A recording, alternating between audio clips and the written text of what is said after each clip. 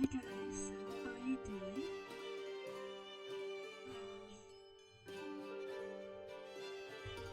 Over here. There we are. Hi guys, how are you doing? I hope you're having a nice Tuesday. Let me know how the music is, if it's too loud or if it's okay like this. I have no idea. Somehow it resetted a lot of things in my OBS, and when OBS resets things and things go haywire. I hate it that it does that, but well, it is what it is.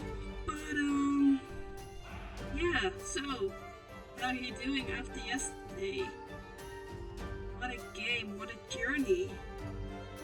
I'm still a bit hangover after yesterday. It's all the choices we've made were going through my mind and stuff, and sorry, one of the cats is mewing in the background. All the choices were going in. Did I make the right choice? Did I do the right thing? What would have happened if I made another choice? Yeah. What a game, what games. 3 games, of course, and one big story. And yeah. It's difficult to explain the hugeness and the impact of the whole story. I tried to explain to my wife, but it's so huge, it's so big, and some of the choices are very conflicting with each other, and to explain how big the impact was on me was very difficult. Yeah, but to start off, as usual, we always have a Did You Know fact of today. And the Did You Know fact of today is a space fact. Well, not really space, it's about Earth, but a planet fact, as you wish. It is, did you know that the Earth's rotation is slowing by around 1.8 seconds per century? I was actually pretty surprised by it. And so 600 million years ago, a day only lasted 21 hours. And I'm not sure why. I haven't had a time to look it up, what the reason is for it slowing down. But it was pretty interesting.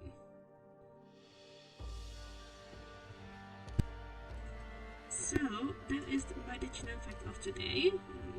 A bit wiser. Hey, Commander, welcome in. How are you?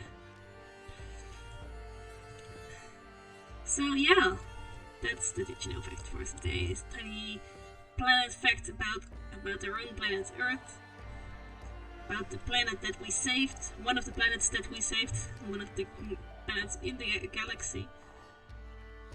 I'm actually wondering how Earth's doing. Oh, we've seen pieces of Earth in the aftermath of the game.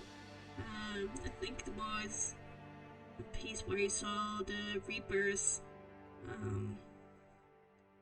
working together with the others to build up all the damage they've done. So apparently Earth's okay as well. I wrote a lot of things down. I wrote down all of the characters and stuff, and I wrote down different parts of the story, and there's so many things I wanted to talk to you about. Obviously about the end part as well. Like you're in a pool or something. Yeah, I already said it. It's some. Wait, I'm going to try to fix it. Let me check.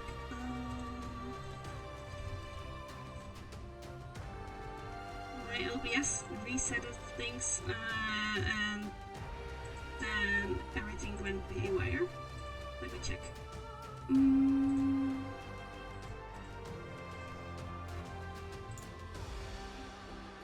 Is this better? Yes, way better. Somehow I resetted some of the filters on my mic, I think this should be better, right? Right? For me, it sounds better. Yeah, you are. Yeah, thank you. Well, let's turn down the mic for me. I don't need to hear myself. There we go. So, you should be able to hear me, and I shouldn't, like it should be. So, yeah, somehow it's resetted some of the filters and other things, and OBS is some work sometimes. It's terrible, but good. I'm happy it's okay. Is the music in the background okay like this? Because also that reset it and is weird at the moment. Okay. Oh, perfect. So a lot of things I wrote down. Some of the things that I missed, and wondering what happens if that would be different. Tiny complaints about what I thought they could have changed when they turned it into the Legendary Edition. Lots of questions. My experiences. So, yeah, let's start at the very beginning. A very good place to start. Mass Effect 1. It was very weird for me to start such a game. I've never played such a game, in which you need to make a lot of choices in combination with the battle aspect and such. Guys! Relax! The cats are going haywire. So yeah, first game we had the Ragnar storyline. We had the Torian, the plant, and of course Saren. A lot of characters. We got the Kaidan versus Ashley choice we needed to make, which was difficult for me because I actually would have liked to choose Kaidan, because I did not like Ashley in the first game. She was there was so much hatred against other species, and definitely her character in the other games, she grew a lot, and I think in the end she was a totally different person.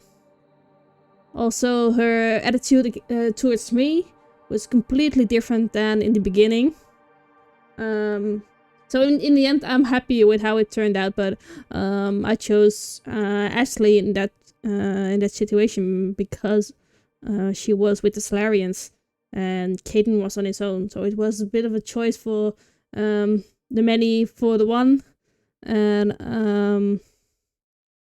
yeah. But I'm wondering how Kaidan is as a character because we haven't seen that much of him, and yeah, how his development in the games would have turned out to be.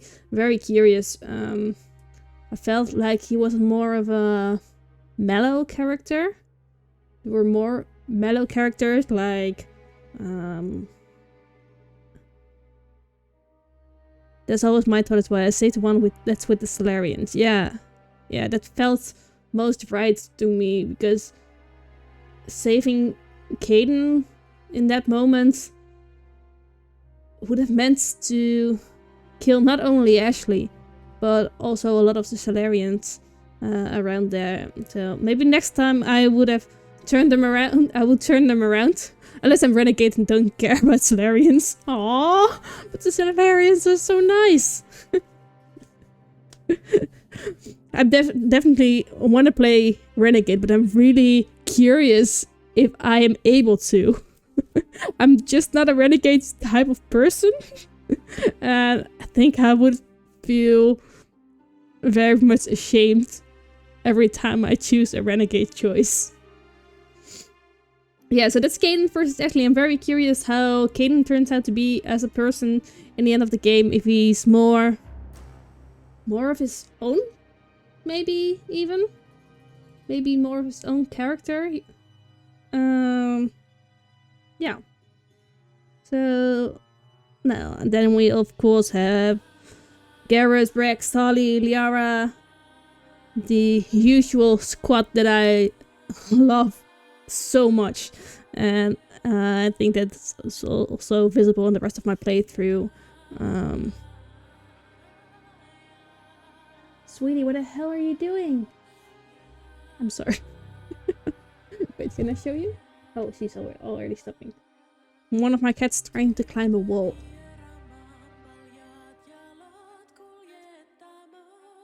Spider cat. Alright, sorry. I'm very easily distracted today. Yeah, so all the characters I loved, and also running into them. It was a bit difficult to play the second game in the beginning because all the characters were so different from the characters in the first game. I think the characters in the first game were very much more likable. Spider cat does whatever a spider cat. But more likable at first, and in the second game they're much more harsh. A lot of baggage with them, a lot of trauma. Most of them. And we really needed to get to know them before we started. For me, before I started to like them, and yeah, it was very big transition from the first into the second game, and I liked all the characters. I think I liked all, not most. Had some difficulties with Zaid because he was so harsh, so direct sometimes, and obviously he also had a hard, tough background story, and everything he's been through, all his experiences and such, made him who he is. But I didn't feel much growth in him. In opposite to all of the other characters. Yeah, I think that's most of the characters I grew to like them, and after I've learned more about them and understanding where they were coming from, I definitely understand them better. But even in the Zaid loyalty quest, he made decisions that were totally focused on his path. Zaid and Kasumi were DLC characters. Oh, I didn't even know that. I love Kasumi, by the way. If you've seen that, I chose Kasumi quite a lot, and I really was surprised when I see her. When I saw her in the third game in the DLC, where she was going to my panties, and it was like, I wasn't aware that you were that weird. I loved it. She's such a character of her own. And most of the characters are. But Zaid, I don't know. I don't know what it is.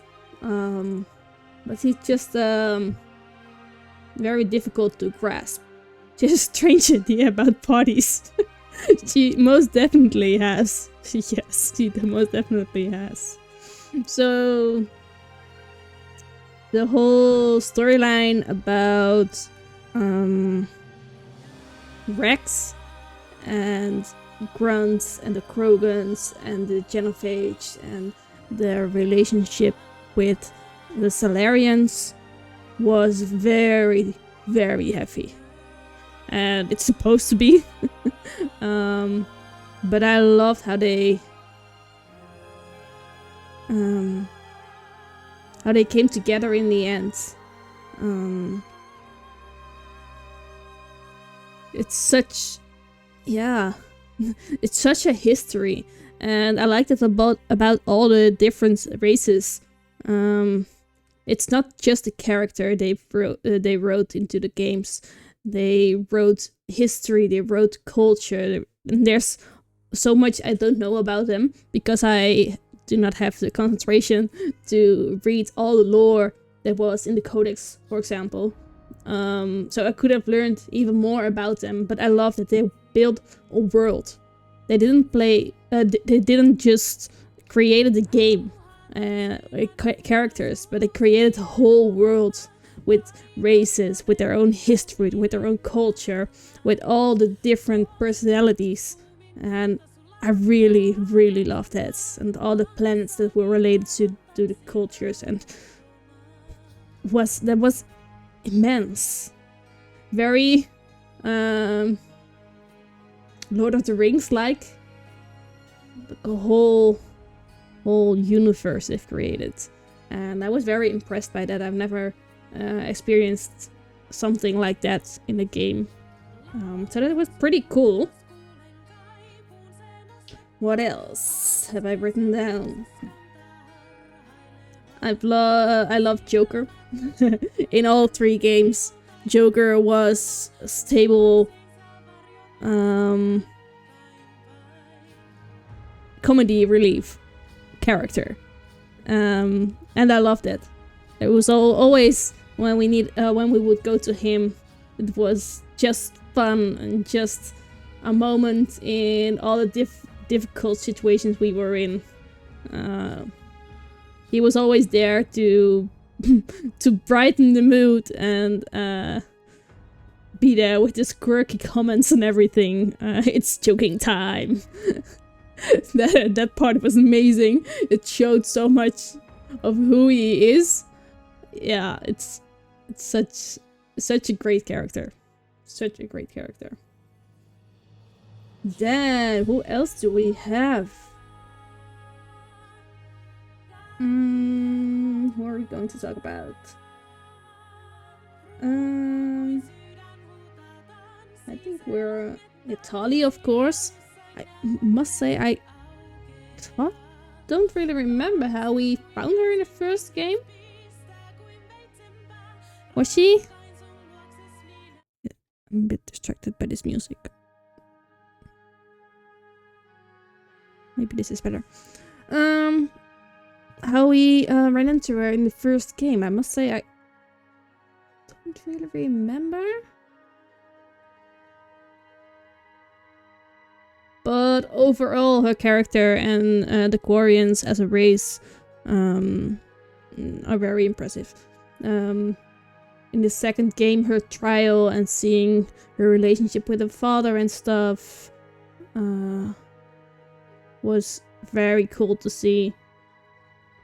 I really, really liked that. She's such a great character, and I'm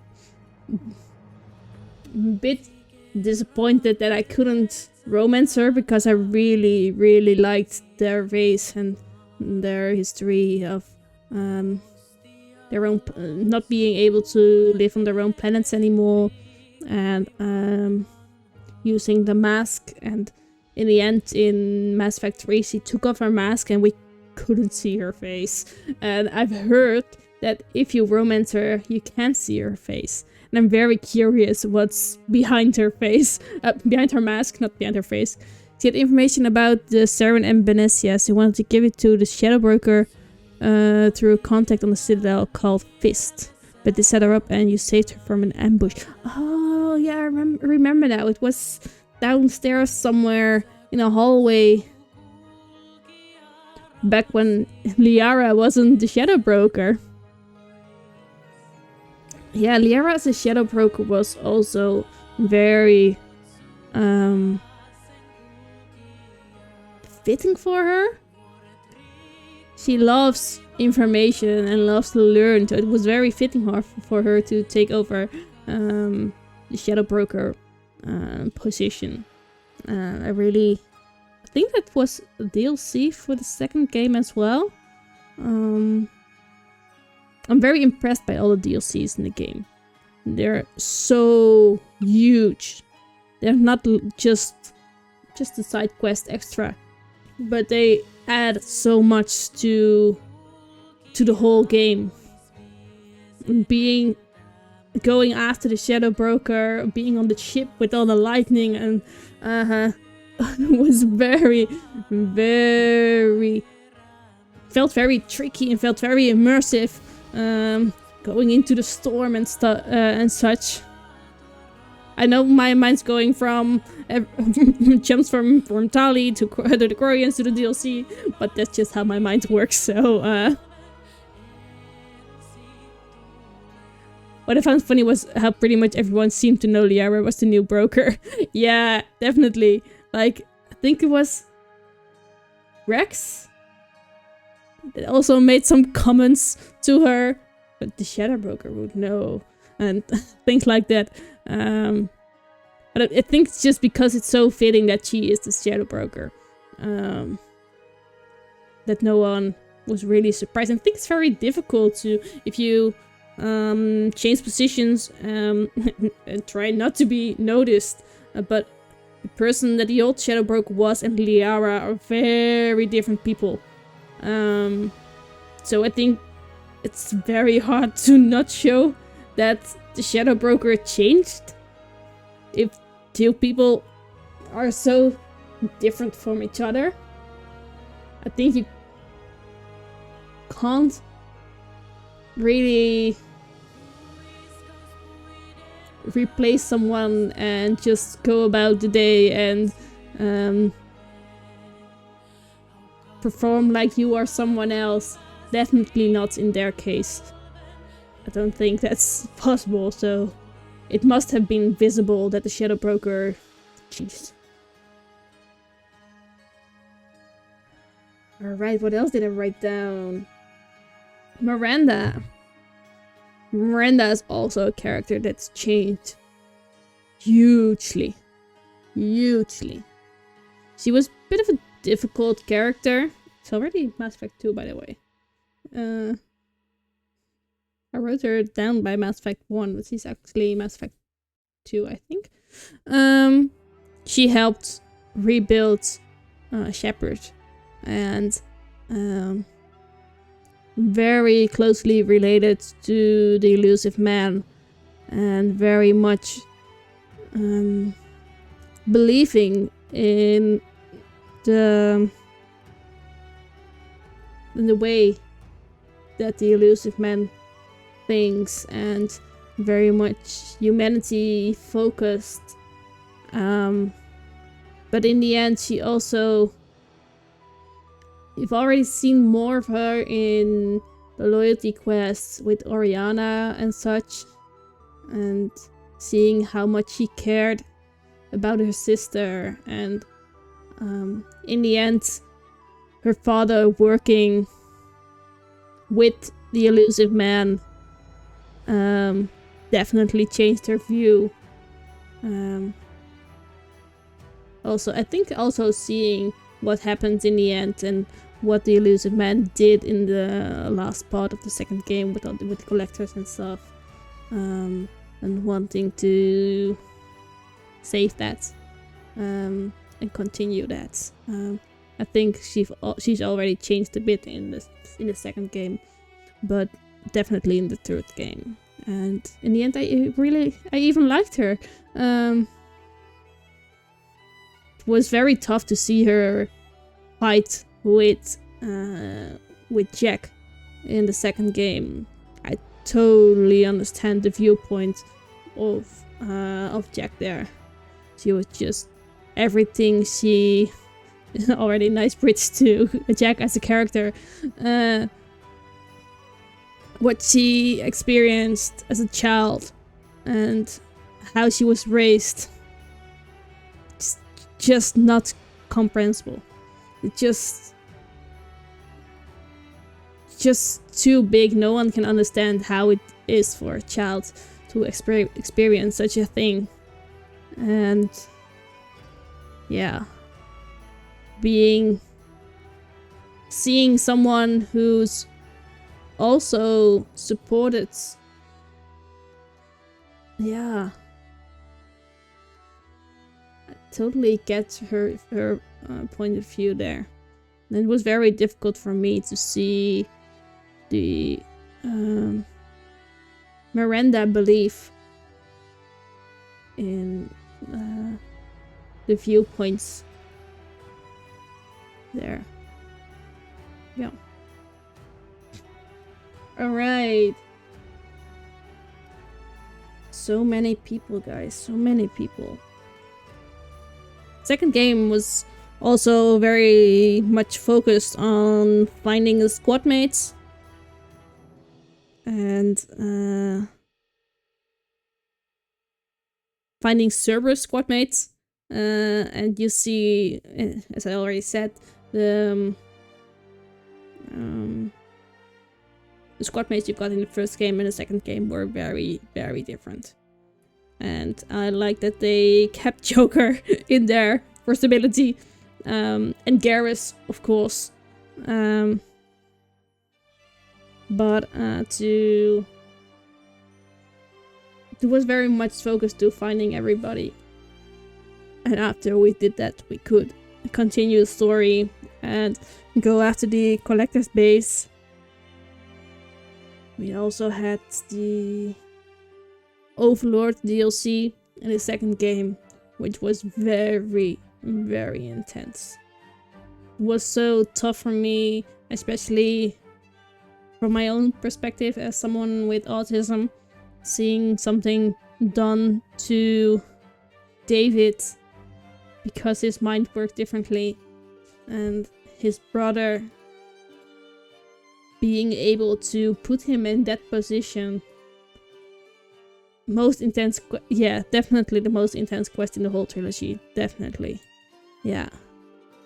And I think it's DLC, right? I think it's DLC, that quest line.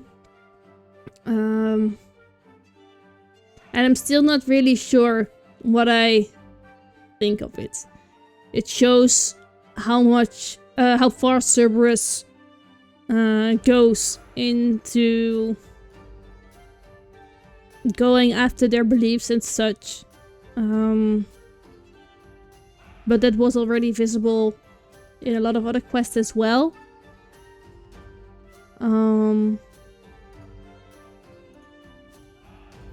Yeah, I'm not really sure what it added. It has a huge shocking effect, definitely. But I think we could have grasped that with other things as well. And yeah, still not sure about that quest. What other DLC did we have in the second game? I'm thinking. I remember Colopa's stream after that mission to deal with it and compose herself. Yeah, I totally get that. I totally get that. I think it was... I'm not sure if it was the end of a stream for us. But I remember it being in my mind for the rest of the week. And I think it's mostly the shocking effect. And I think... yes, it brought a bigger shock to the game than other things, definitely, of course. But I'm not sure if they needed it. Yeah. But it did show how cruel Cerberus is. But also the brother, can't remember his name. We've even seen him in the third game for a tiny bit. It's one of the quests I never look forward to doing. I totally understand that. Yeah. Yeah. It's such a tough quest. What are the other DLCs in the second game? Let me check that. Mass Effect 2 DLC lists. We got Kasumi, Zaid, Shadow Broker, yes, Overlord, Arrival. What did we do for Arrival? I don't even remember. My mind is a wreck sometimes. What did we do with Arrival?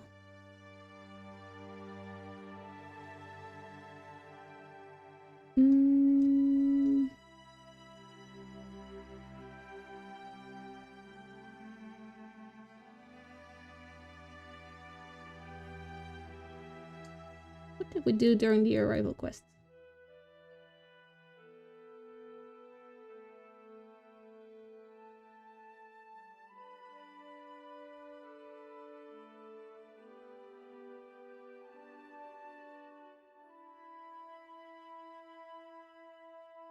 It's where you let the Comma destroy a mass. Oh, that was DLC?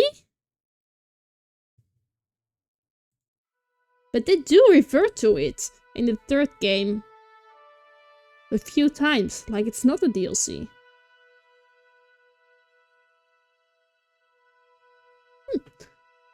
I'm actually surprised that it's DLC.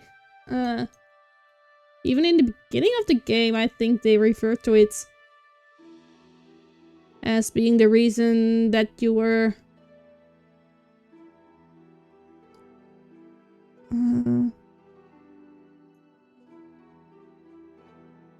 it was because we were worked with Cerberus, and because we destroyed the Batarian colony, that we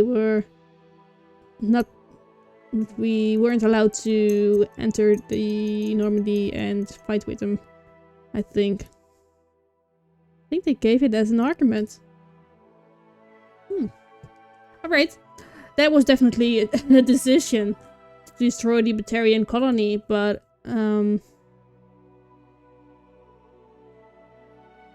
I think we needed to do it. It felt very much... It was a very tough decision. In the end, we couldn't... we tried to warn them. One of the quests that didn't... didn't stick in my mind, apparently. But I think we tried to warn them. But we were not in time to save everybody and destroy the Batarian colony. And seeing not a lot of Batarian in the third game showed that most of them were destroyed. I wonder what the impact would have been in the third game if we didn't destroy the mass relay.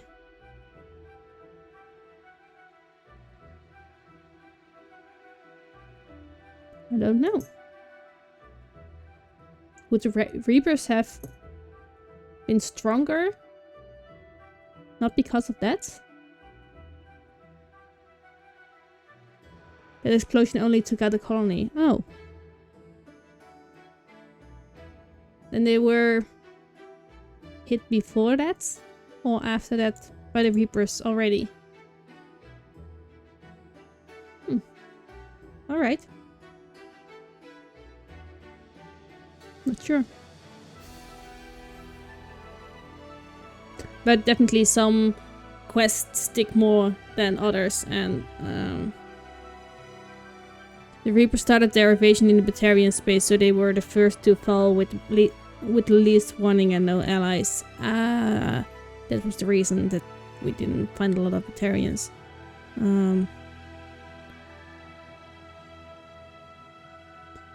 But if we would have chosen not to destroy the Batarian colony, would that have been different?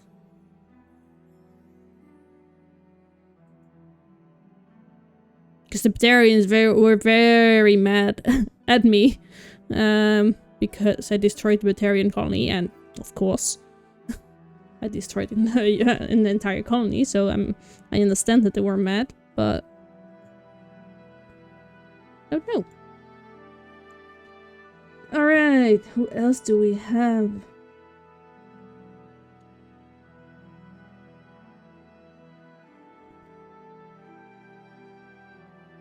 If you hadn't destroyed the relay, that would have been game over. Oh, so it wasn't really a choice. In the end, it wasn't really a choice.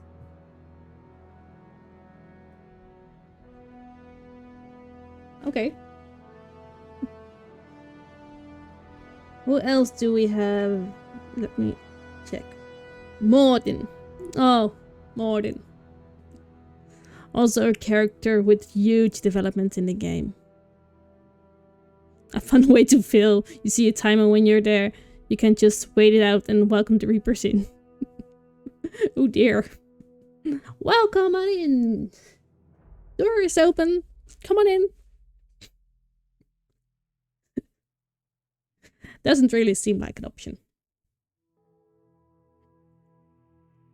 But in the end, they came in and started to destroy Earth and other planets. But Mordin, yeah, Mordin is just an amazing character.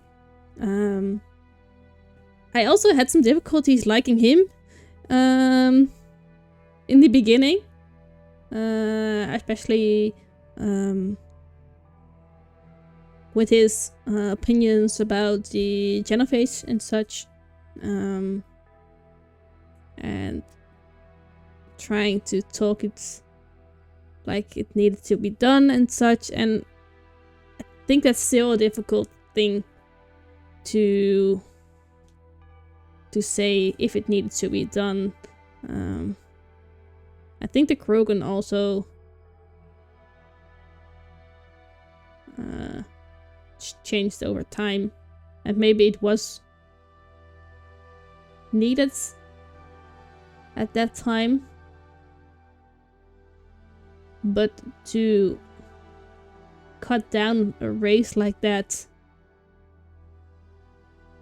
not being able to reproduce, just horrible. That still makes me sick. But seeing his quirks and him showing things about his theater and such, and his songs are amazing, and I love that we've seen a tiny bit of that in the third game as well. In the last DLC that we've played was also amazing, and seeing how he's changed in the third game, curing the Genophage, and he's very much logic based and not very much feelings. It's just how the Salarians are, I think. Not only him, but the Salarians as a race are very much science-based and logic-based. So that's also how he was raised, and yeah, how he was. But I think also because he was with us. I am the very model of a scientist Salarian. I've studied species Turian, Asari, and Batarian. I'm quite good at genetics as a subset of biology because I am an expert which I know as tautology. My xenoscience studies range from urban to agrarian. I am the very model of a scientist Salarian. Oh, I love him so much. I love him so much. And I think his death was one of the toughest for me, because how much he's changed as a person, and also I think also because he worked with us on the Normandy, and it also changed him, I think, as a person. And seeing him in the end helping to cure the genophage, and seeing him being the person that he is, and knowing that it should be him. Thanks by the way for the bits. It should be him that needed to do it, to go into the tower and to I can't find the word. Disperse the genophage cure, and him singing his song for the last time broke my heart. It really broke my heart. And seeing the Krogan being able to see their own future again, knowing that the tyranny is over, that they can reproduce again, that they are a species again. Because it eventually would have killed all of them. And they are a species again. And it was very, very beautiful to see, and very tough to lose him as a character. I'm wondering if we could have saved him. I don't think we could have. Yeah. He was an amazing character. Amazing character. Who else do we have? Grunt! Oh, big boy Grunt! Yeah. Grunt. What to say about Grunt? Seeing him as a tough boy, tank-bred Krogan, and yeah, meeting everything new, seeing everything new for him, and yeah, he was growing onto us, we were growing onto him. He's such a kind heart, and he is tough as well, but such a kind heart, and I loved him so much. And I think that's very funny because the Krogans are such a tough species. They're all battle battle focused, and yeah, but they're so lovable. I love that they could have created a race that is so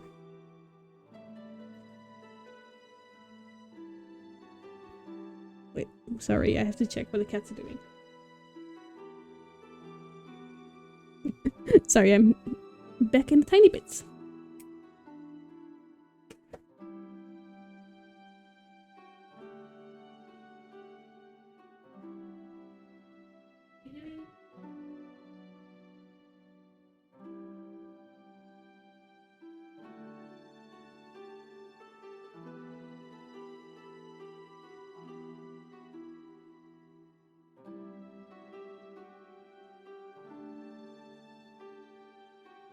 Sorry, cat was stuck in the bag. Had his head stuck in the handle of a bag.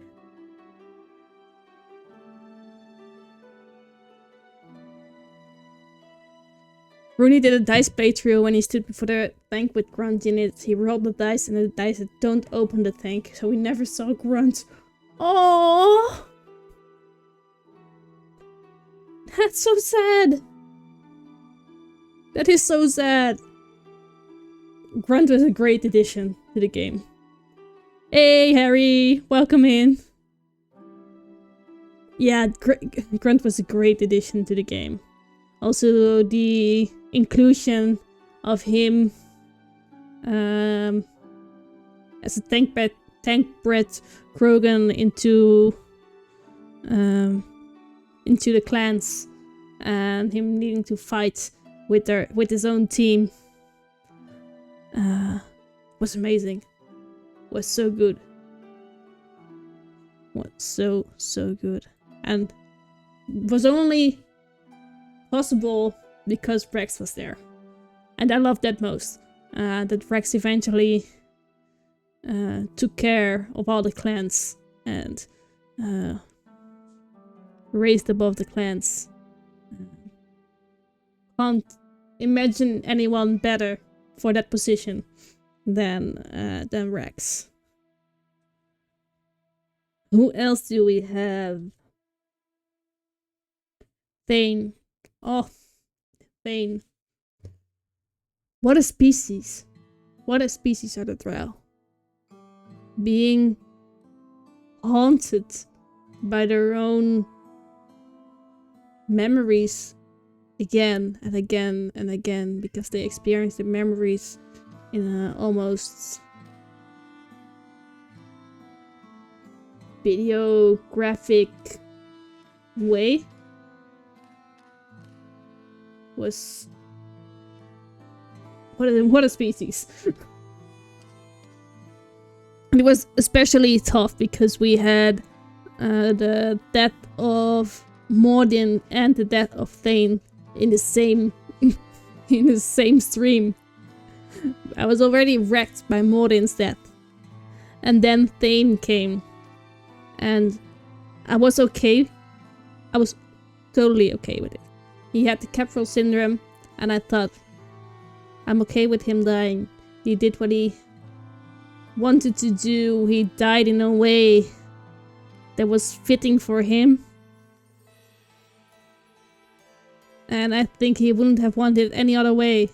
But then him saying the prayer for me just left me in tears again. It was so beautiful.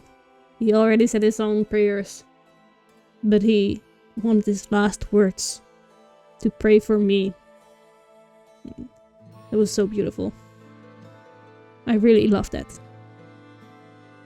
Yeah. Ultimately, he died fighting and saving a life. Yes, and that was all that he was. He was an assassin, and I think I'm not sure if more Drow are going the path of being an assassin, but being an assassin as a Drow, being the one to keep seeing their own memories like a movie. And he died fighting, saving a life. It was very fitting for him. It was. Knowing that he probably would have died in a few months, but also having his son with him in the end. It was very beautiful. Very beautiful. I really loved that. Who else do we have? Samara. Samara is a difficult character, I think. She's very focused on her own path, and the whole story with her daughters, the Ardak Yakshi. Oof. Knowing that your own daughters are being able, or are, yeah, what is it? Is it kind of sickness or something? Not sure where it came from. Can't remember.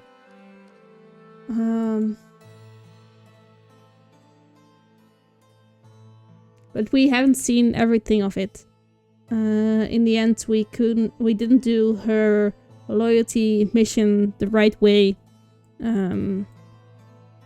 So we couldn't see what happened. We met, what was the name? Morinth, I think it was. One of the daughters in the second game that was part of her loyalty mission to go after her and kill her. Knowing you have to kill your own daughter. Morinth, yeah. No, you have to kill your own daughter. And then again, in the third game, when when the rest of her other 2 daughters who decided to live in solitary and almost needing to kill another daughter again, and her not wanting to do it, of course, and then wanting to take her own life after already seeing her lose another daughter. I'm wondering what happened to Morinth in the end. We lost her. She fled from the scene because she was alerted that we were there and that we were after her. But I don't think we've seen her in the 3rd game, have we? Have we? Don't think so. If you know where she is, please let me know. I'm very curious. Who else do we have? Legion. Yeah, Legion. Legion was also very bit of a bittersweet character, because it felt like, because we did his mission, his loyalty mission, that we've lost some of the crew members in the Normandy. No, they're probably out there somewhere killing more people. Yeah. I would have liked her to know something about her in the 3rd game. Samara didn't mention it either. But Legion, it felt like because we did his loyalty mission that we'd lost some of the crew members in the collect space, but seeing a Geth on our side was something about the order of things you did after getting the Reaper IFF. Yes, there's something I did, but I'm not sure what we did after. I was also a bit surprised actually that they were still alive, and I could have known because all the time they were abducting the people, not killing them. But when we came back to Normandy, it felt like they were already killed and not taken. You totally can and should get Legion loyalty before the suicide mission. Yeah, I don't know what happened. We did another mission in between, I think, then, but I don't know which one. You can even do both his and Tali's loyalty mission in between. Alright. I don't know where we went wrong that we eventually lost Kelly and some of the others. I missed the we had Donovan in downstairs in the Normandy, and his buddy, the lady. I loved their synergy. I loved how they interacted with each other. It was very, in one way, brother and sister, but there was also something between them, and I hate that they weren't together in the 3rd game. I really hate that they weren't together in the 3rd game, that we lost her. Yeah. But Legion as a Geth, seeing more about their background, and yeah, it was also pretty cool to got them on our side. We've been fighting them the entire time, and all of a sudden you was there and you were like, whoa, but there's more to you. You're not just the enemy. It was, yeah, I really liked it about it. The 3rd game, we met James Vega. Yeah. What a character. Such a soldier. He is. Such a soldier. Yeah. I don't know what to say about James. He was just always there, and in the beginning of the third game, he was pretty selfish, bit cocky on his own abilities. Bit offended even that we sent him back into the I think it was a Hammerhead shuttle ship in a mission where we found Liara in the third game, and then crashing the ship into where we were all standing was a bit extreme. Like he needed to prove himself, but in the end, him joining the N7 program, and yeah, even he grew as a person, being with us. Really like that. Yeah, he had some quirks about him. He wanted to call me Lola. I'm still not sure why he wanted to call me Lola. I don't think Shepard is a Lola type. But Lola it was. I did not let him call me Lola. Was weird to that he all of a sudden he wanted to call me Lola, but apparently he nicknamed more people in his life. That's his thing. But especially because he was so soldier-like, very much respective of ranks and such. And I want to level with a lot of my crewmates. Don't feel like being above them or something. But yeah, it came all of a sudden. What, Lola? All right. But yeah, I liked him. We had some fun scenes with him. Not so much as squad mate I used in the games, not at all. But I was a bit nostalgic about all the other crew members we had from the first game who I'd rather played with than and then with James. But I loved him as a character anyway. It's Commander. Yeah. And EDI, of course. EDI was amazing. EDI was just amazing. EDI as being part of the Normandy, but even more, EDI becoming herself and her growing up and being her own person, and her love with Joker was amazing. And her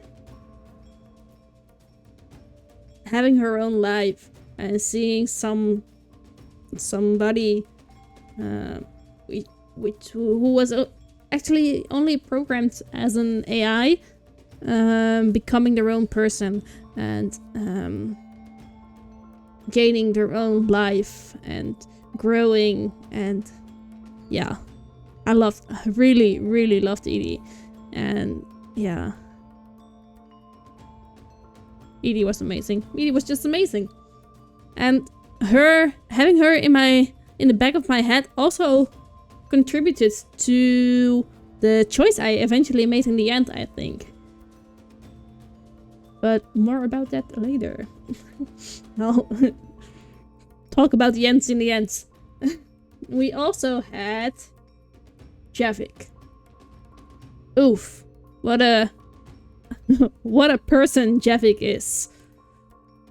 It's hard to comprehend to what he had experienced.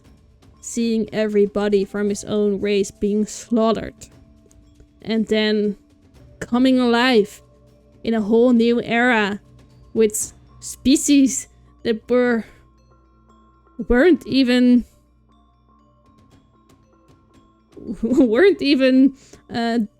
developed species in his timeline. It would be so weird. and to change over all the knowledge you had from back then, placing it in a whole new framework of the new life that you're in, is very difficult. And I think that was very well portrayed in him. Also hard to remember that the first time I played the game, Javik wasn't there. Javik was also DLC, right? He's such a... I feel he's such a big part of the game, actually. Because he showed so much about how the whole Reaper thing is a cycle. And what the impact is. What the Reapers did to his species. And what's happening now to the humans. It's really weird to have Javik as a DLC and not as a real character in the game. And I actually liked him to be in the quest we did with Liara. Sorry, finding the catalyst on the Asari planets. Having him added pieces of information. But for Liara, it was very conflicting because he was very much focused on the Asari are very religious people, and then him telling that it's actually the Proteans that brought things to them and feeded them specific information and stuff was very weird and very hard to grasp, I think, for Liara. Yeah. But I was glad that you told me to bring Javik into that mission, because he definitely told more about the lore behind the Asari culture and the relation with the Proteans there. It's weird, really weird that Javik was DLC. Yeah. Alright, what else?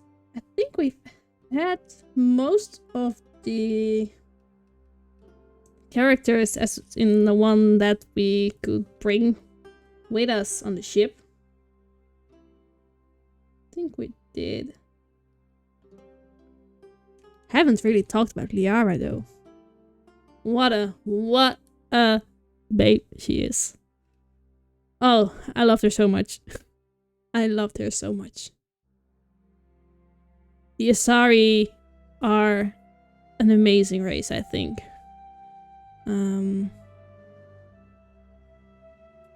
She was such a likable person from the beginning, and yeah, I don't know. She's just she's just amazing. I really hated that I didn't know in the first games that I should have talked to my crewmates more often. I'm not used to this kind of games, so I didn't know. And I hated that I missed those bits and pieces of lore and being able to romance someone in the first game. But I loved her so much. So much. And to romance someone in this game felt very fitting. And I really like that you have so many different choices on who you want to romance.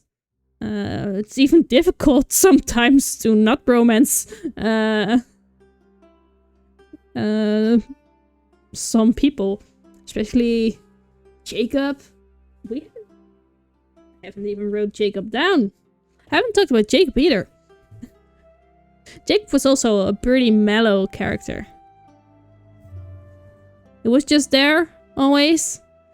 But every time we talked to Jacob, we somehow it turned a bit to romance him, and I didn't like that. because I didn't want to romance him, I just wanted him as a crewmate. No. I'm not sure. I'm not sure about Jacob. But I loved in the end that he found himself a wife and that he got a child. He got pregnant, not sure if the child eventually got born. But, yeah. He was a very mellow character. Yeah. But, yeah, Liara. That's one of the reasons he's my least favorite, but don't get me started. Yeah. I don't know what it is about him. The quest with his father was also... They could have gotten more out of it or something. I don't know what it was. Yeah. Not sure. Who is your favorite character, Commandant? And Harry and other people who are in here? Who's your favorite character? Let me know. Tali. And why? Why? Of course. Let me check. What do we have?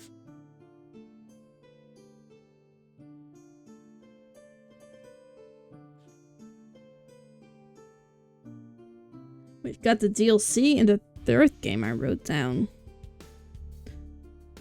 We got Javik as a protein. We already talked about that. Very, very important in the game, I think, as a character. And seeing the Proteans as more than just the enemy and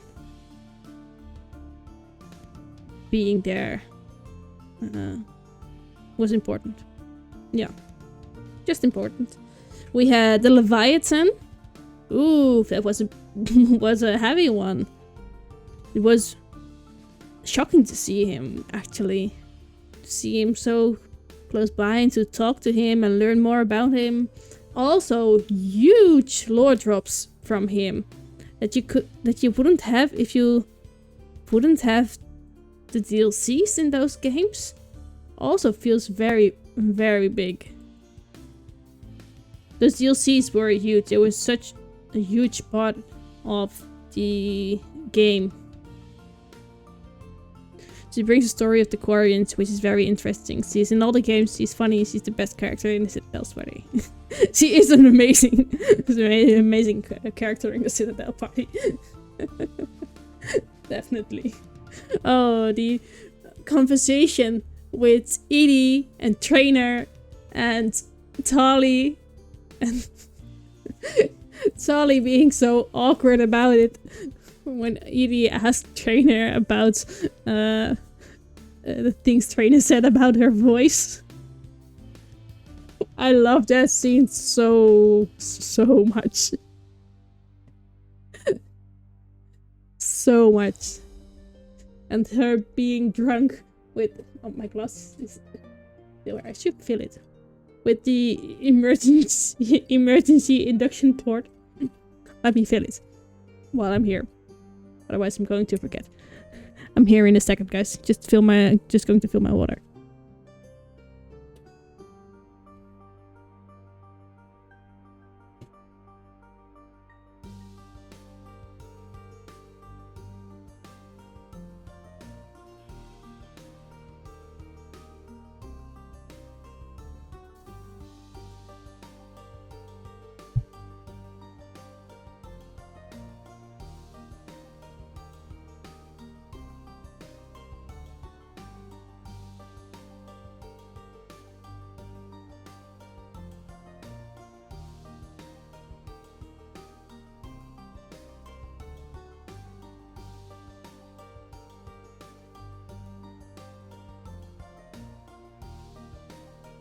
If you have a save file, it can be worth going through the party again, picking the other options, just to see all the interactions. You can totally do it off stream when you have an hour to fill. I maybe will. I think if you wouldn't have chosen to turn up the music, then there would have been different different options, I think. Yeah, but Tali is very nice. And Harry, what's your favorite character?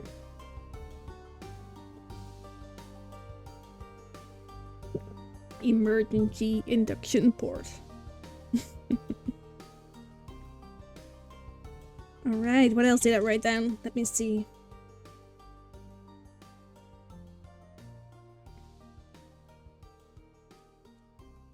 I'm very curious about the effect of all the war assets. We found so many war assets in the entirety of Mass Effect 3. But I'm wondering if you wouldn't have that much, if it would have affected your ending. If you maybe would have lost people in the ending. Or... yeah. I think you only notice an effect if you drop below 7,000. Okay. And then it will affect... how? Not sure what, never tried it or looked it up. Alright, I think I'm going to check it out. Because it's just it feels such an important part of the game to collect all those assets, but we reached the minimum actually pretty soon. Can't really speed for the game though, I think, because of it. Because if you don't have the minimum, I don't think you can end the game. There's one thing I know that won't happen then, but that's only when you pick the destroy ending. Alright. You could tell me. Probably when I will be playing this game, everything, I will totally forget everything that happens. What else? Yeah, I want to know all the different options of the renegades. We missed all the different options of the renegades choices. We mostly played Paragon, not completely. So in the end, in the scene with Anderson, we couldn't choose the option. We were with Tim and Anderson, and there were two widest options that we could have chosen if we would have enough points, but I think we were very much linked to Paragon, but apparently not enough for that only option. Feels like you almost had to choose all of the Paragon options to be able to make that decision. And sorry, I'm wondering if that could have saved either Anderson or Tim. Not sure. This is also what I wrote down. Is it possible to keep Tim alive? We chose the renegade. We chose to shoot Tim there. But yeah. When you finish the Overlord DLC and you talk to the brother, you get a Paragon prompt. You didn't want to be Paragon towards him. Very understandable. However, using the prompt would have resulted in smacking him in the face with your gun. Wait. The Overlord DLC? You get a Paragon prompt? You didn't want to Paragon towards him? No, I did not. However, using the prompt would have resulted in smacking him in the face with your gun.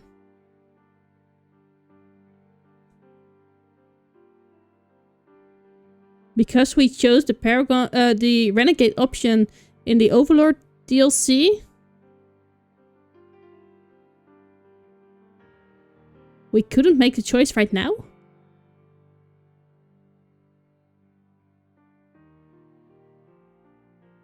One choice in the DLC makes such a step in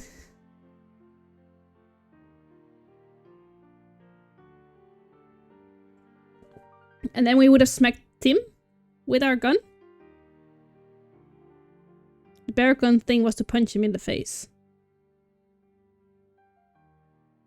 Alright. And then he would have survived. What would have happened to him?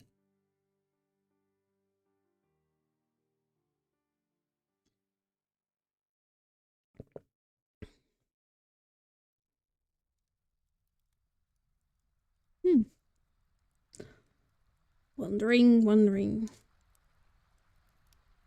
Things that I didn't use a lot of were the background. In the end, in the second game, I chose Infiltrator, and all the special actions you could do. In the end, I did use some sort of blast regularly, and most of the time I used, not a lot of the time because I mostly forgot, but when I was in the third game when I started to use it, because in the first and the second game I always forgot to use. I had extra powers, and I think that's also because I'm very new to PC gaming, and getting to learn all the buttons and stuff was a ride. Was definitely a ride.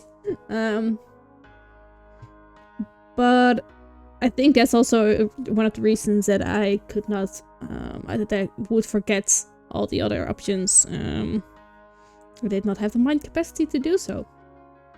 There's also very lot of different guns and powers that are there. And all the modifiers in the third game, there was so much. That was just too overwhelming for me. I couldn't comprehend what was the impact of everything, and I said it earlier during the games. I just want a gun that goes pew. Maybe even a bomb that goes boom.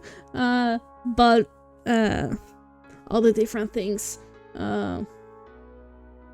are too detailed for me.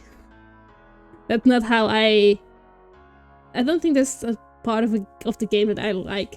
And I think it's nice that they have it in the game for people that do like it. But for me it was okay.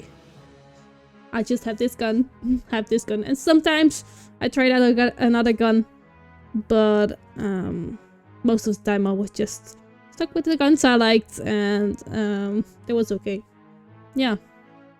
But you can really make really tiny choices in all the backgrounds and different guns, and the choices you make with your talent points and such.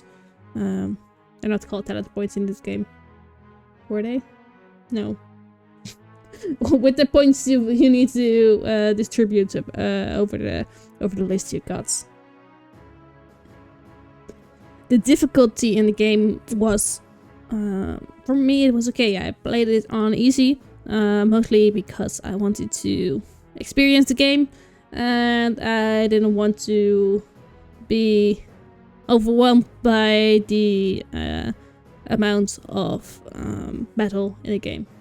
And I think if I would play the game again, I maybe would play it on a harder difficulty, not legendary or something, but maybe normal, to spice it up a bit. Now I'm more used to the controls of the game, and but even now on easy mode, I died twice in one of the last fights. The one with all the waves before the end. I think the guns don't really matter that much. More personal preference. The powers can really help though, if applied correctly, especially on higher difficulty. Yeah, I think if you play on higher difficulty, those powers are way more important. And because I played on easy mode, it wasn't that much of a problem that I forgot about them. I think if I would play the game again, I would try to play it on normal, and I think now I've used the powers more in the third game, that I would also start trying it more in the first game as well. What else did I break down? I got Legendary Edition, question mark. The text in the beginning of the second and third game goes way too fast. Why couldn't they slow it down when they upgraded it to a Legendary Edition? I think it should have been a problem with other people as well, right? I can't be the only person to have difficulty reading everything at once. I can't be the only person. I can't be the only one complaining about it. It's the first challenge of the game. So if you choose Legendary, it goes even faster. No, it's just... I just don't understand why. I don't understand why they wouldn't have slowed it down. Because it's a game that played internationally, lots of people whose English isn't their first language. And they don't read that fast. I'm wondering if even people who English is their first language, if they could have read it that fast. And also process everything that they've read. Why couldn't they have changed that? Such a tiny thing. So that's something I wrote down. In the third game, there were a lot of big quests. I think too many. Just scanning a planet and getting it to the quest giver, and just walking through the citadel, being blasted from all sides with new quest lines, and the quest list being that long and not coordinated at all.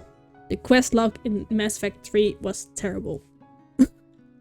It was just a long list, and you couldn't see which ones were the important ones. Or, yeah, only the priority was written down.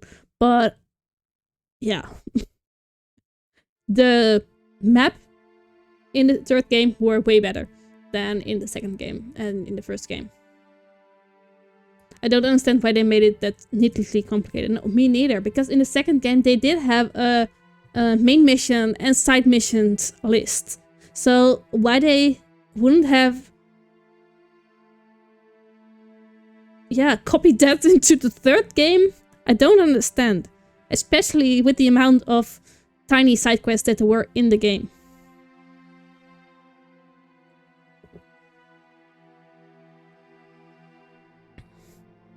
But well, it is what it is, and I'm wondering if that how that's going to be in Andromeda. We will play Andromeda eventually.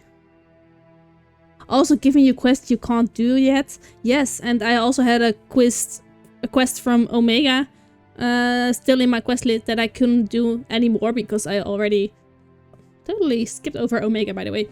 We'll go into that in a bit. Didn't write Omega down. What an amazing quest. Giving them one name in the journal and another one on the map. Yeah, I don't understand why they did that. I really don't. But the map was much better, and being able to see the names on the map and roundabout where they were on the map was very nice. It was very helpful. But Omega. I loved Omega. I love Arya as a person. She's very intimidating. But with Nyreen, what's her name, right? And I so felt it coming that Nyreen was going to die. I so felt it coming, but I hated it. But yeah, seeing her side of Omega and the whole talents part of Omega and taking back Omega, I really like that questline. Yeah, and but I really, really liked the Omega questline. I definitely did. Alright, what else did I write down? Let me check.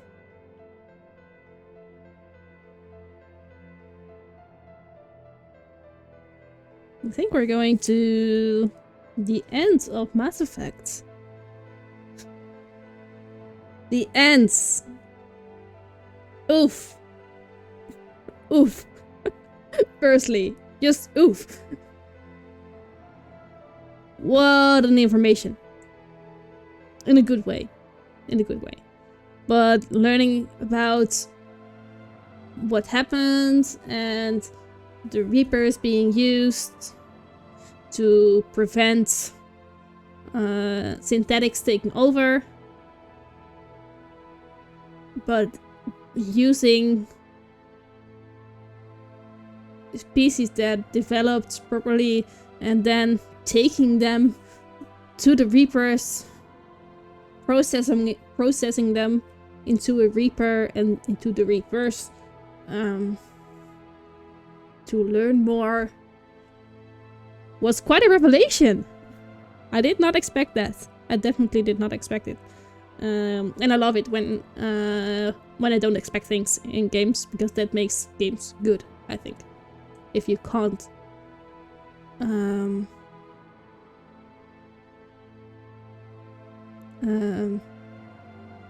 if you can't tell what's going to happen, if they throw you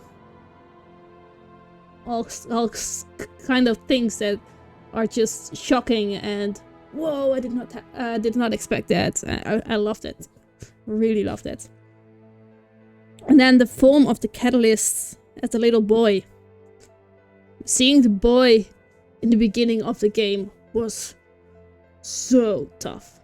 He just represented loss and not having the control over it, not having a grasp on who we would lose in a game. It definitely held up a mirror and showed you, this is what's happening. You are going to lose people. And came back in the nightmares, and him being moments away and not being able to go to him in the nightmares and stuff, and him seeing him in the beginning being saved and then being shot down showed how ruthless the Reapers were, and how big the impact of the war was on Earth, but also on Shepard. And oof. Just oof. But seeing him then again as Catalyst was a bit weird. I don't know. I expected something huge, like a huge embodiment of the power of the Reapers, and then seeing that little boy there talking to you with its tiny voice in the background. You did hear the bigger voice of the Reapers, but him explaining everything to you was a bit of a...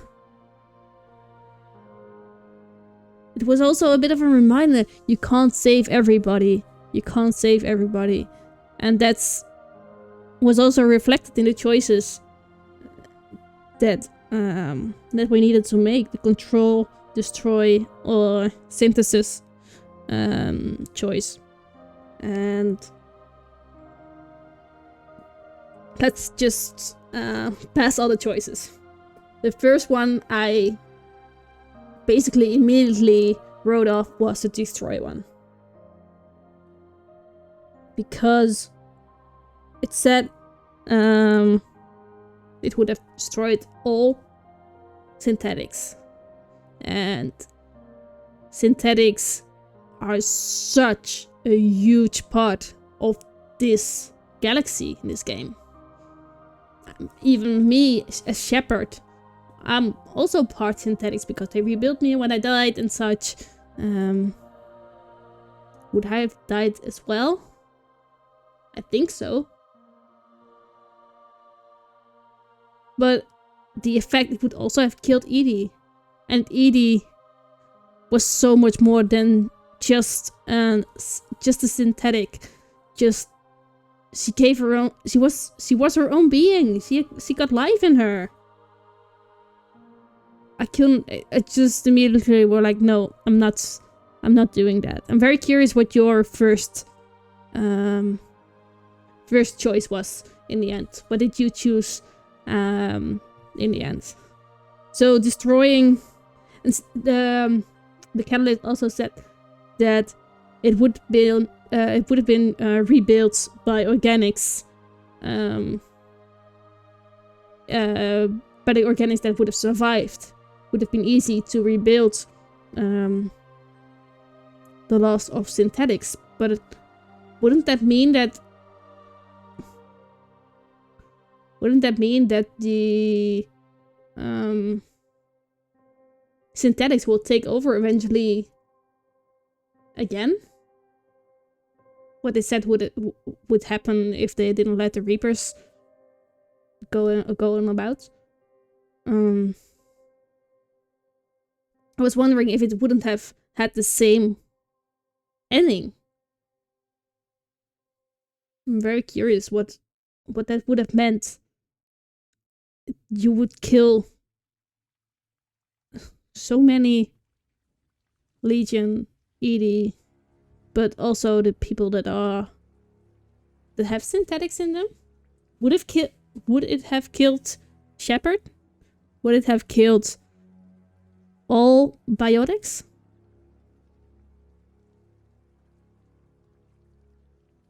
I don't know. You can tell me if you want. I'm pretty curious about it, actually. So Destroy is actually my most chosen decision. All right, why? I'm very curious about your retination and your arguments behind it. Definitely not biotics, they are organic. But aren't the biotic powers part synthetic?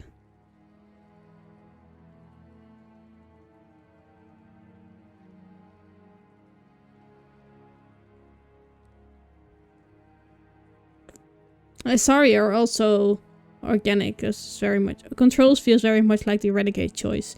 Control does feel like the Renegade choice, but I wrote down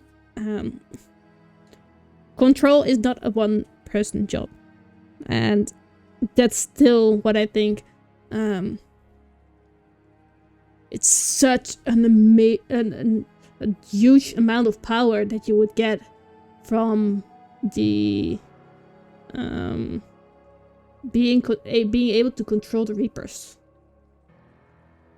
And I'm wondering, because it looked like you had the blue side on the left, for you on the right, apparently, for me on the left, and the red side on the right. So it felt like Destroy was the Renegade option, and Control was the Paragon option, and Synthesis was an in-between option.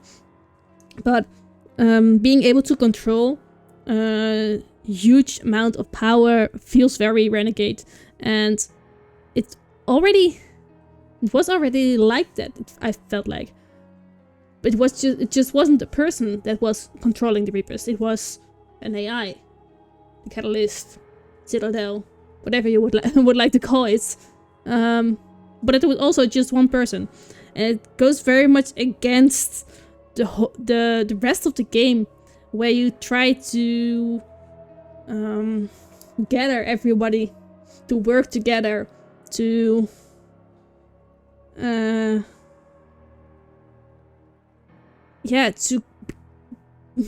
to work together as one, and not having one species above the other and a war and stuff, but just all together working as one against the Reapers. And it really showed that as well on the how do you say it, in the beginning, when the wars when the attack on the when everybody starts attacking and you see all the different fleets going in and such. Hey EK Martin, welcome in.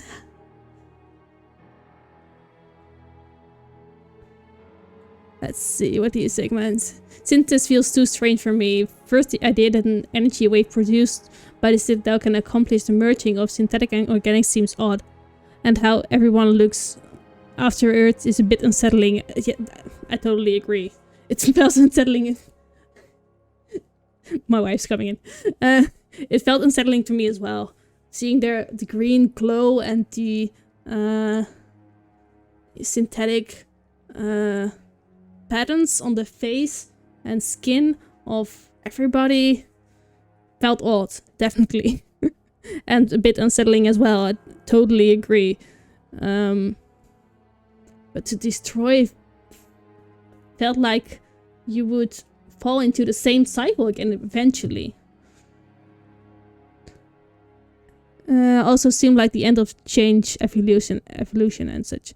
Yeah, they did say it was the end of evolution, and we I'm from the Netherlands, but we are we just finished Mass Effect yesterday, so we are having a tiny bit of a hangover stream and talking about all the choices we made, and so that's where we are right now. I think I'm averaging around 2 typos %. I'm wording like a Dutch person, I think. I make errors in my speech as well, so don't even bother. So yeah, it feels weird to do the control thing. Control thing feels very much feels too great for one person, and not feels not, yeah, how you say it, not a responsibility for one person or one AI, or but the synthesis ending was also weird, because you make a decision for so many people and phrases and everybody.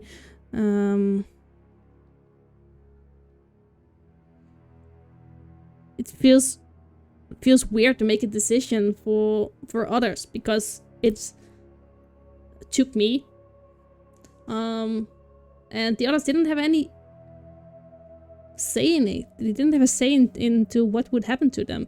So it felt weird to make such a decision about their lives. In my head, Edie is not destroyed. Only Edie is great. Thank you for your follow. Welcome in. In my head, Edie is not destroyed. Only the part in the robot body. Most of her is in the Normandy and survives. New robot body can be built. Same for the Geth. They can be rebuilt. War does not have to be inevitable. You accomplish peace between the Geth and Quarians after all. True. we did accomplish getting peace between the Geth and the Quarians. But I'm wondering if what the Catalyst. I'm wondering about what the Catalyst said. He said that in the end, the synthetics would take over, and they said that destroying the synthetics would end the war, but the organics would also be able to rebuild the synthetics again.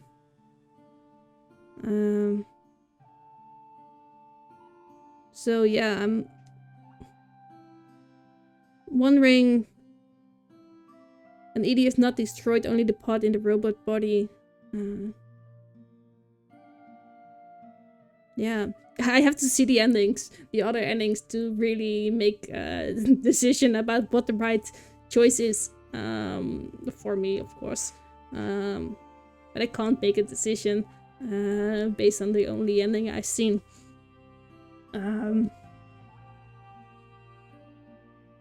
And that's the whole thing about the game, that you don't know what eventually happens after you make certain decisions. And it's difficult sometimes to make a decision not knowing the outcome. And that was a big part of the game, making decisions, not knowing the outcome. Sometimes even with way too little information about the situation you were in. Yeah. It's just such a big part of the game. And I think eventually also part of life. You make decisions based on the information that you have, and you don't know what will happen eventually. But I'm very curious what will happen in the end with the other decisions as well. Like I said, though, that is how it's in my head. We never see if it get revealed or not, but it is said, I think, in your end as well, that the Citadel and relay system will be. Yeah, they did say so, I think. Yeah, I think they said that the organics would rebuild the synthetics that there were at the moment. But that, as I said, that makes me wonder if that doesn't resolve in eventually the same problem, in that synthetics get more get smarter than organics in some ways, and eventually try to take over. We don't know. Yeah, but what a beautiful game. What a beautiful game. I loved it so much, and I really love that it is the first game that I've played on stream with you guys, and that I played on my PC and this setup.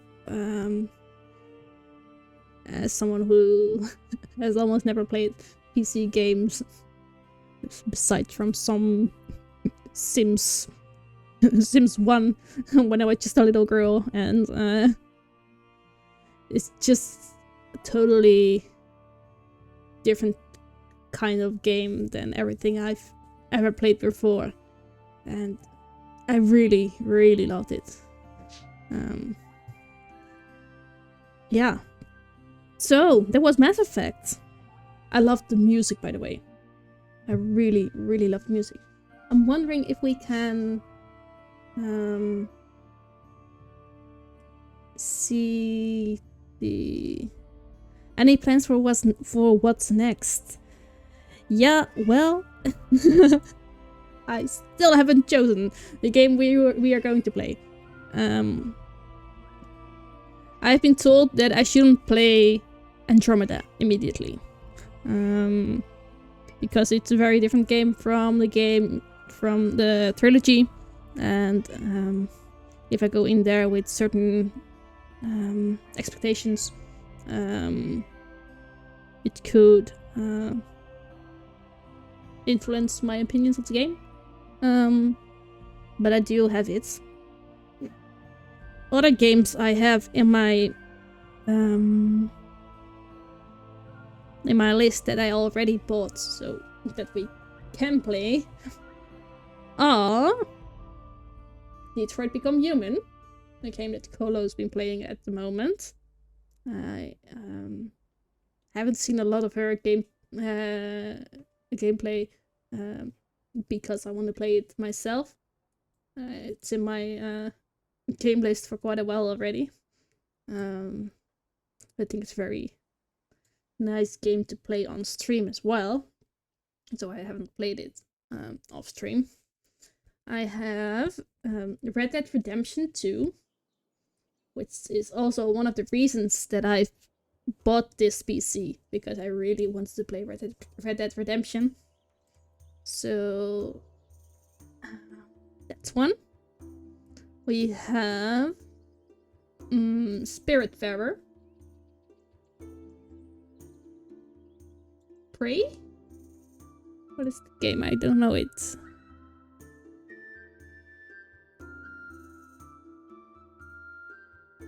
Don't know it. What kind of game is it? Tell me. But Spiritfarer is a more cozy game. Is it just called Prey? I'll check it out. More cozy game, but also emotional.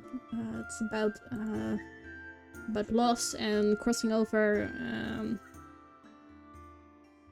after you've died, and it's supposed to be a very pretty game as well. So I got that one. I also have some other games made by the same developers as as Beyond Two Souls. No, I mean Detroit Become Human, and one of those games is Beyond Two Souls. And I think Heavy Rain was also from the same makers. I also have Tell Me Why. Tell Me Why is a game from the developers of the Life is Strange series. I also want to play the last Life is Strange game. I have played the other ones on the Switch, but True Colors I haven't played. Really want to play that one as well. You still have an Oxenfree stream coming. I still haven't decided on a date yet, but I promised I would play a more scary game. Not too scary, but a tiny scary game, because we reached the 75 followers goal. So that's also on there. I also want to play the... Oh, what's the name?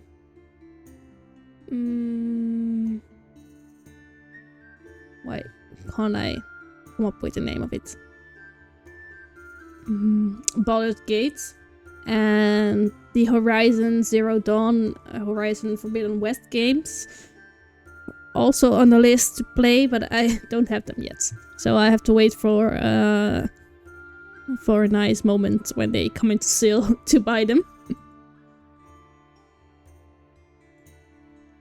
So I think for now, Ori and the Will of the Wisp is also supposed to be a very nice game, I was told.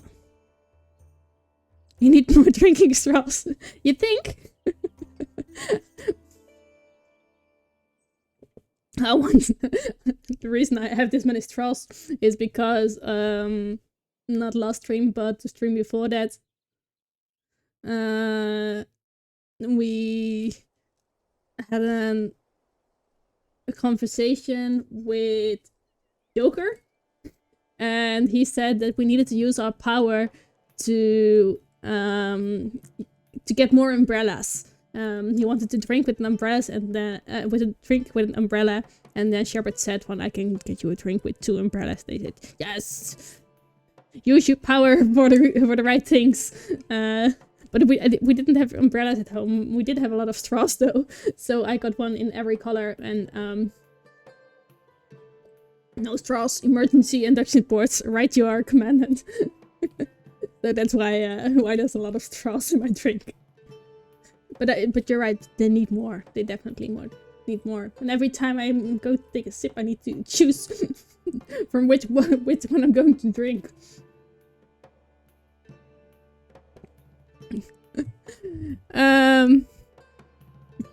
So yeah, that's those are the games that are on my list. So basically, I think it's going to be Spiritfarer,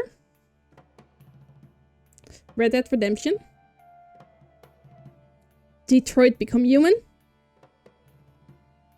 and I'm going to skip Andromeda for now.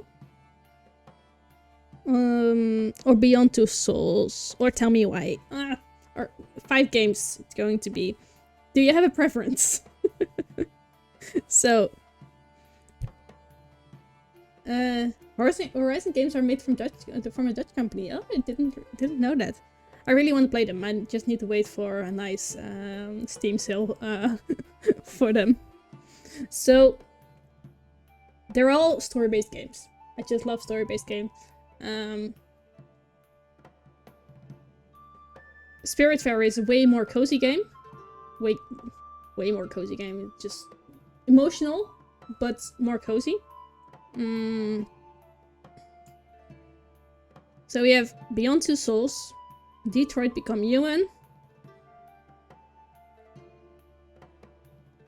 Spiritfarer, Red Dead Redemption 2, or Tell Me Why. Do you have a preference?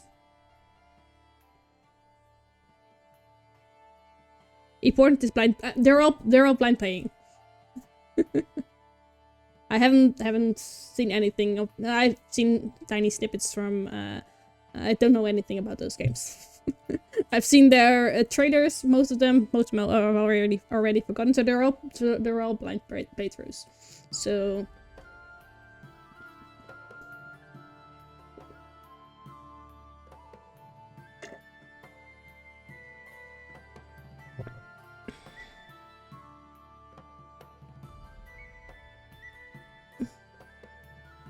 Beyond Two Souls, it's 2.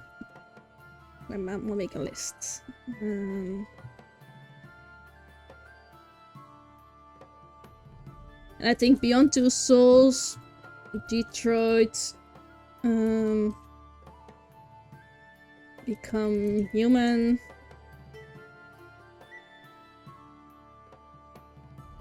Spiritfarer, Why, and Red Dead Redemption 2. Only Red Dead Redemption 2 is a very big game. The other ones are, I think, about 20-hour-ish. I can check. Let me check how long those games are.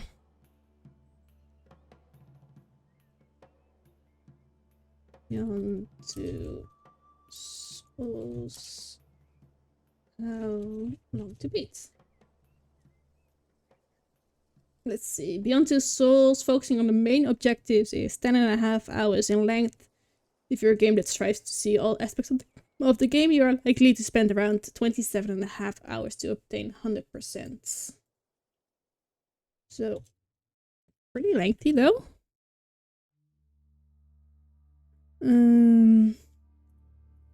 Detroit Become Human is 12 hours if you focus on main objectives, 31.5 hours to obtain 100%.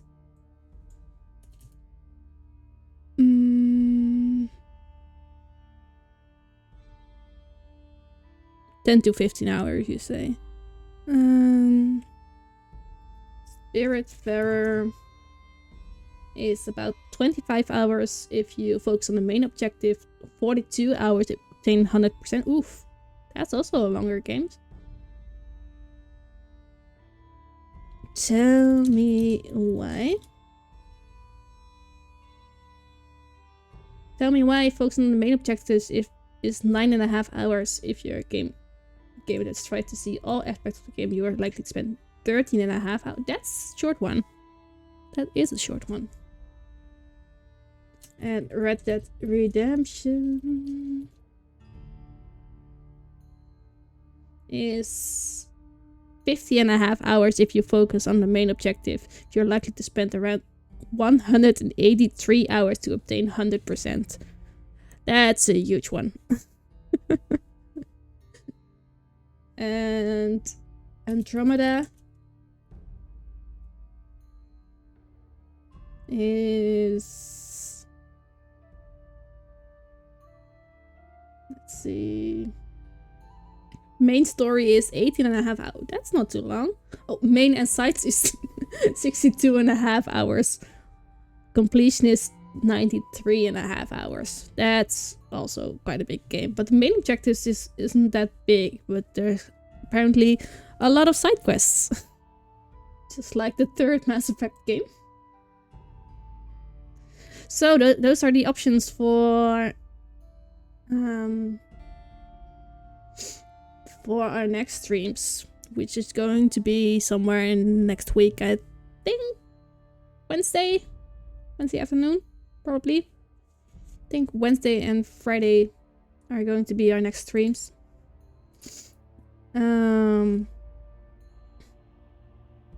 But which one?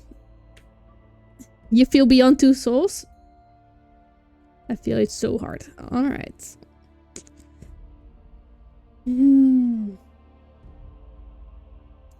Difficult to choose a game. I also have Disco Elysium, the final cut. It's also, I also heard that's a very good game. But that even adds more options. It's not helping.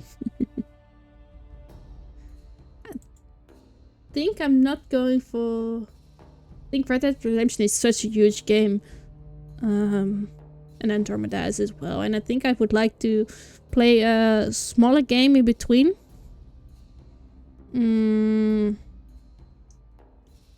So... yeah. It's not helping.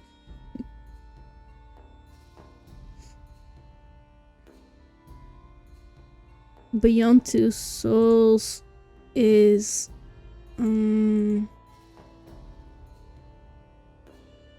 Peggy 16. Ooh, I can show you a trailer, I think.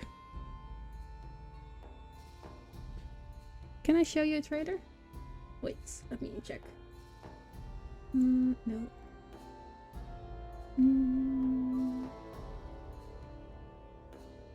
No trailer? I shouldn't watch the trailer?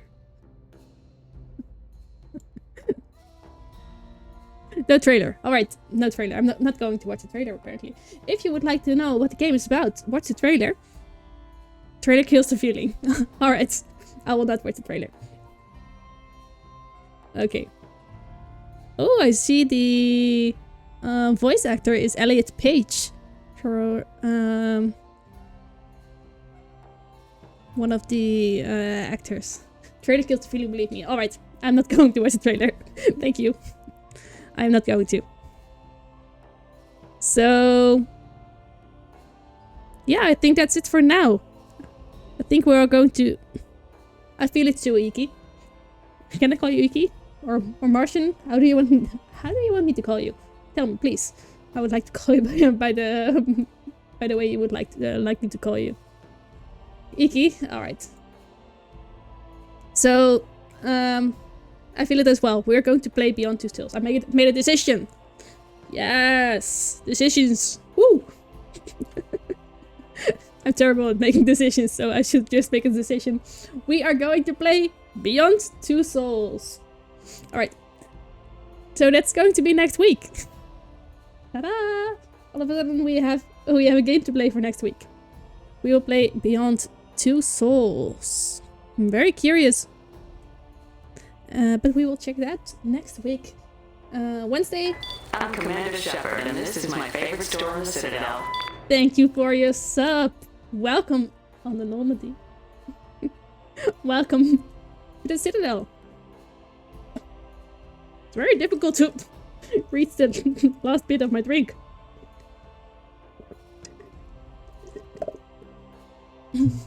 Thanks so much for your sub. Welcome in. Maybe I need to change my no, I'm not gonna change my sub follower sound bites. I like the Mass Effect ones too much. Maybe one day I'll change them, but not now. Alright. Alerts, that's the word. Thank you. Thank you. Yes, we're going to raid someone. Who are we going to raid? Let's check it out. If you have a suggestion for someone you'd like to raid, please let me know. I'm always up to meeting new people.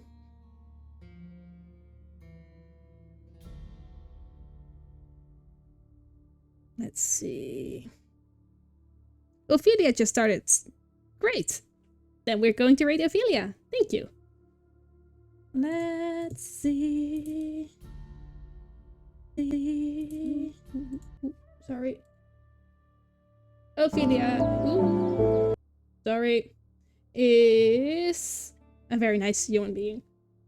Ophelia says in her about page, "Hi, I'm Ophelia. She, her. You're lurker-friendly, constantly overthinking, easily distractible, occasionally emotional, digital neighborhood streamer.